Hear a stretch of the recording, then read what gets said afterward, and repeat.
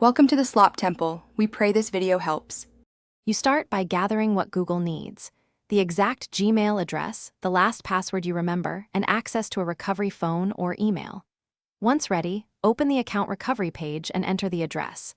Google will prompt options based on your setup.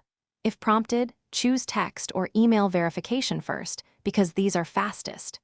Make sure to use the device and location you used before. This increases the chance Google recognizes you and grants reactivation. You now verify identity by entering codes sent to your recovery phone or email. If code options fail, answer security questions and provide recent account activity dates. These details matter because they prove ownership. Once done, follow prompts to add a new password and review linked recovery info.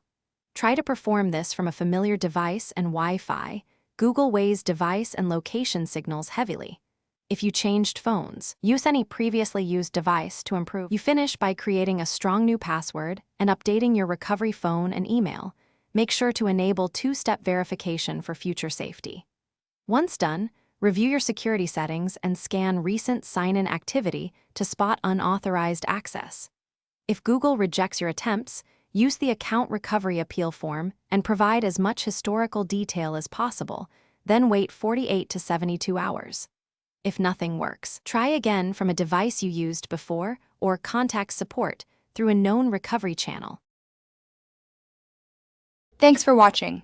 Consider subscribing if we helped you.